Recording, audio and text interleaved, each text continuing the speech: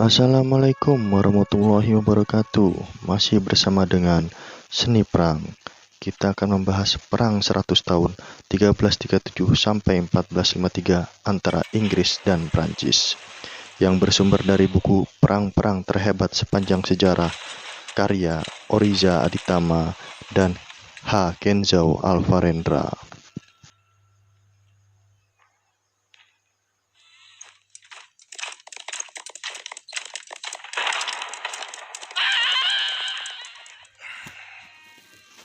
Perang 100 tahun atau yang biasa dikenal juga dengan The Hundred Years' War 1337 sampai 1453 adalah sebuah rangkaian peperangan besar yang mempertemukan pihak kerajaan Inggris melawan Prancis. Dalam prosesnya, perang yang terjadi selama 116 tahun ini memang tidak berlangsung secara konstan. Namun ada grafik naik turun yang diselingi dengan beberapa perjanjian gencatan senjata. Wibawa kerajaan Inggris mulai bangkit kembali pasca penurunan Raja Edward II yang dinilai sangat lemah oleh para kaum bangsawan Inggris. Edward II lantas digantikan oleh putranya yang bergelar Edward III. Pada masa kepemimpinannya, Edward III dikenal sebagai seorang yang tangguh dan cakap dalam pertempuran dan peperangan. Para bangsawan Inggris juga terlihat sangat mendukung kepemimpinan Edward III. Misi pertama yang dilakukan oleh kerajaan Inggris pada masa kekuasaan Edward III adalah dengan melancarkan serangan ekspansi ke Skotlandia pada tahun 1333.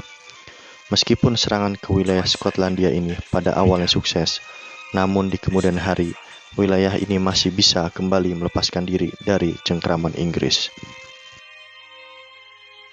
Keberhasilan melepaskan diri oleh Skotlandia dari cengkraman Inggris sebenarnya bukan karena Edward III tidak cakap dalam mempertahankan wilayah yang sudah berhasil ia rebut.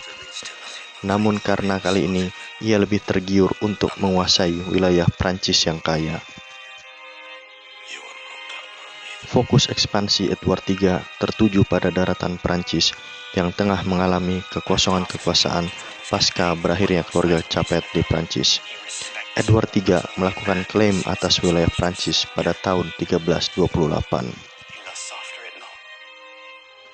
Sebenarnya, jauh sebelum klaim penguasaan dilakukan oleh Edward III atas Prancis, berbagai konflik dengan skala kecil sudah kerap terjadi antara Inggris dan Prancis.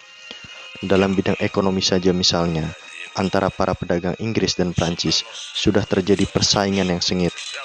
Bahkan, para pelaut mereka juga sering saling bajak-membajak beberapa kapal dagang milik lawannya. Satu lagi yang juga ikut memicu konflik Inggris dan Prancis adalah tindakan penguasa Prancis yang terlalu mencampuri kebijakan perdagangan wol antara daerah Flanders yang telah dikuasai Prancis dengan para pedagang Inggris. Para saudagar Inggris merasa sangat dirugikan karena hubungan baik dalam perdagangan wol antara Inggris dan Flanders telah terjalin sejak lama. Pertempuran pertama dalam rangkaian Perang 100 tahun yang mempertemukan Inggris melawan Prancis terjadi di daerah Sluis. Pertempuran yang berakhir pada tahun 1340 ini memaksa pihak Prancis untuk mengakui ketangguhan para pasukan Inggris. Pertempuran pertama ini diawali dengan tindakan penguasa Prancis yang mengumpulkan armada perangnya untuk bergerak menuju daerah Flanders. Prancis bermaksud hendak membersihkan daerah Flanders dari para pihak yang terbukti telah bersekutu dengan Inggris. Namun, rencana Prancis untuk melakukan pembersihan di Flanders tidak berjalan sukses karena pasukan Inggris ternyata telah berhasil membaca situasi hingga melakukan penghadangan terhadap pasukan Prancis di Sluis. Selanjutnya, pasukan Inggris pimpinan Edward III juga berhasil menguasai kawasan Channel yang memungkinkan mereka secara lebih bebas untuk melakukan peperangan di wilayah musuh. Keberhasilan Edward III ini tidak terlepas dari kelihayannya mengatur komposisi para pasukan Inggris yang terdiri dari unsur infanteri, pemanah, pasukan tombak, dan kavaleri berkuda. Pada tahun 1346, pasukan Inggris sempat terdesak oleh serangan-serangan balasan dari pihak Prancis. Saat itu, pasukan Inggris memilih untuk mengambil posisi di atas besi yang berlumpur. Di lain pihak, pasukan Prancis yang terus bernafsu memburu pergerakan pasukan Inggris yang kian terdesak, memilih untuk terus menaiki bukit berlumpur itu. Pada akhirnya, berbekal keuntungan, posisi dan medan berat yang mesti dilalui oleh pasukan Prancis, maka pasukan Inggris pun dengan mudah menghujani dengan ribuan anak panah kepada pasukan Prancis yang terhambat pergerakannya oleh lumpur. Tak mengherankan jika dalam pertempuran tersebut, Prancis mengalami kekalahan yang cukup telak dengan tewasnya banyak ksatria terbaik mereka. Pertempuran yang terjadi pada 26 Agustus 1346 di Bukit Crécy tersebut juga menandai penggunaan sebuah senjata baru pada pasukan Inggris. Ketika itu, pasukan Inggris terlihat menggunakan busur panah yang panjang. Sebagaimana diketahui, ternyata busur panjang milik Inggris secara teknis lebih cepat dibidikan daripada busur silang yang digunakan pasukan Prancis. Dikisahkan juga bahwa pada saat itu, anak panah yang ditembakkan dari busur panjang pasukan Inggris sanggup untuk menembus baju baja yang dikenakan para ksatria Prancis. Pada tahun 1346, pasukan Inggris juga berhasil menduduki kota Calais. Ketika itu, warga Prancis yang berada di kota Calais diizinkan untuk pergi meninggalkan kota mereka tanpa adanya pertumpahan darah. Rumah-rumah kosong yang ada di kota Calais lantas diberikan kepada para pemukim Inggris yang datang kemudian. Dengan demikian, Calais dapat disulap menjadi salah satu basis utama pasukan Inggris untuk melancarkan ekspansi lebih jauh ke wilayah Prancis yang lain. Pada 1356, pasukan Inggris memperoleh kemenangan besar di Poitiers. Kesuksesan pasukan Inggris dalam menguasai Poitiers terasa makin istimewa, karena mereka juga berhasil menawan Jean Bouin, penguasa Prancis di masa itu. Pada proses selanjutnya, Jean Bouin lantas dibebaskan setelah pembayaran uang tebusan berupa koin emas dari pihak Prancis. Peristiwa ini lalu mendasari Inggris untuk menguasai Prancis bagian barat dengan bebas. Perjanjian gencatan senjata selama beberapa tahun antara Inggris dan Prancis juga tercipta setelah pertempuran di Poitiers tersebut. Pertempuran Auray sebagai salah satu bagian dari Perang 100 tahun meletus pada 29 September 1364 di kota Auray, Prancis. Pertempuran diawali dengan proses pengepungan oleh pasukan Inggris di bawah komando Sir John Chandos terhadap posisi pasukan Prancis di Auray yang dipimpin oleh Charles de Blois. Pada 1415, meletuslah sebuah pertempuran di Agincourt. Pada tahun 1415 ini, Raja Henry V yang tengah memegang tampuk pemerintahan kerajaan Inggris ingin mengulang kembali kemenangan legendaris pihak Inggris di Calais. Upaya Henry V pun dapat berakhir sukses pasca pertempuran Agincourt yang dimenangkan oleh Inggris. Praktis, pada masa ini Inggris berhasil menguasai bagian utara dan barat Prancis.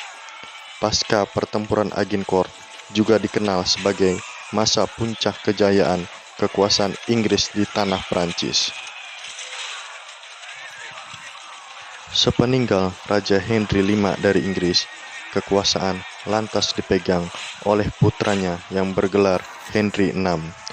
Praktis, naik tahtanya Henry VI juga bertindak sebagai penguasa Prancis. Sedangkan di pihak Prancis, Charles VII naik untuk menggantikan posisi Charles VI. Ketika itu, banyak panglima perang Prancis yang merasa kecewa dengan Charles VII yang dinilai lemah karena tidak mau berbuat apapun untuk mengklaim kembali haknya. Hingga tiba masa munculnya seorang gadis desa berusia 17 tahun yang bernama Jeanne d'Arc yang memproklamirkan diri bahwa ia telah mendapat suara bisikan dari Tuhan untuk mengambil langkah demi menyelamatkan Prancis. Pada tahun 1428, pasukan Inggris terus berupaya untuk merebut wilayah Orléans dari Prancis. Dalam upayanya demi mendapatkan wilayah tersebut, pasukan Inggris lantas melakukan strategi pengepungan terhadap Orléans. Akan tetapi, bala bantuan pasukan Prancis yang juga diperkuat oleh Jeanne d'Arc berhasil menembus sisi selatan pengepungan untuk mencapai Orléans. Keberhasilan masuknya bala bantuan Prancis ke Orléans tentu saja makin merepotkan posisi Inggris. Setelah melalui beberapa pertempuran yang melelahkan, akhirnya Inggris memutuskan untuk tidak melanjutkan upaya mereka terhadap Orléans.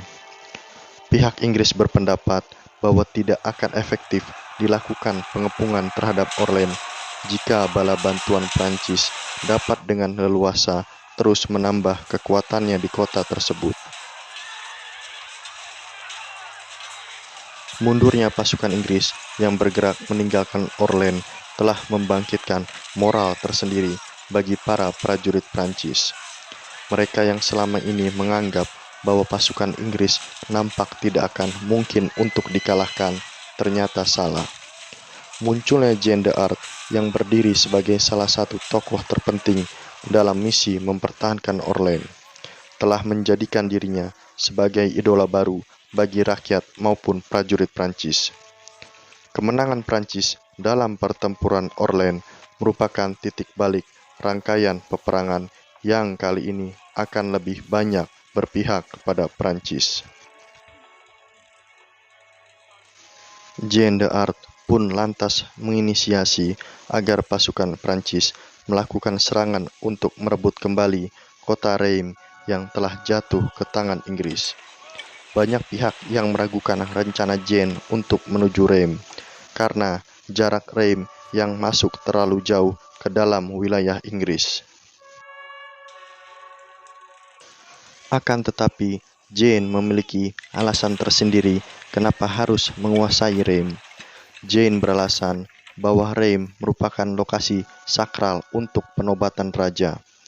Dan jika mereka menguasai Reims, lalu dapat mengukuhkan penobatan Raja Charles VII, maka hal itu akan makin menaikkan moral rakyat dan pasukan Prancis bahwa mereka kini telah memiliki seorang raja yang sudah sah untuk berkuasa.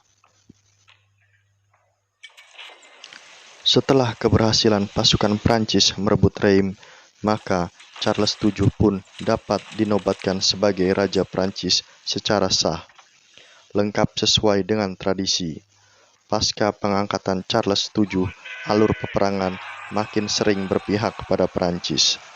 Satu demi satu, wilayah yang pada mulanya dalam kekuasaan Inggris akhirnya dapat kembali direbut oleh Prancis. Deretan keberhasilan pasukan Prancis ternyata tidak berjalan seiring dengan nasib Jeanne d'Arc, karena pada salah satu upayanya dalam merebut sebuah kota, Jeanne berhasil ditangkap hidup-hidup oleh pasukan Inggris.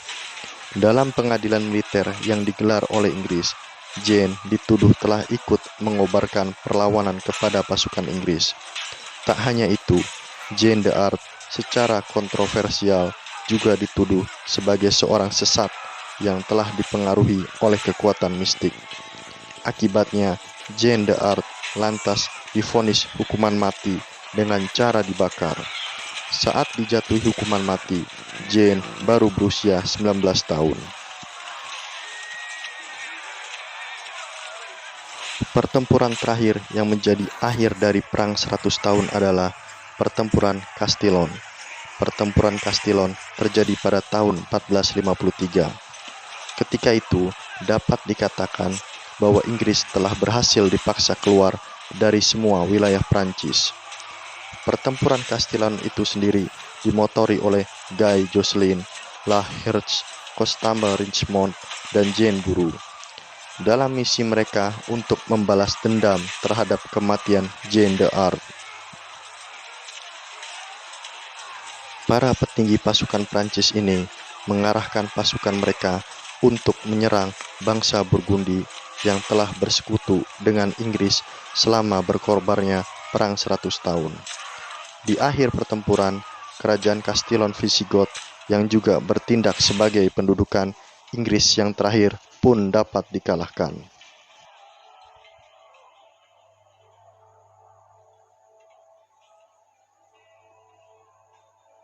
Sekian dari kami, Seni Perang.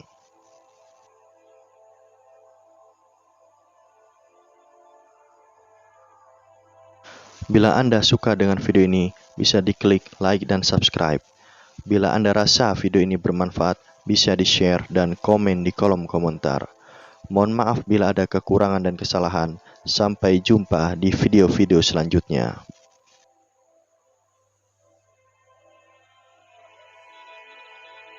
Salam dari kami, Seni Perang.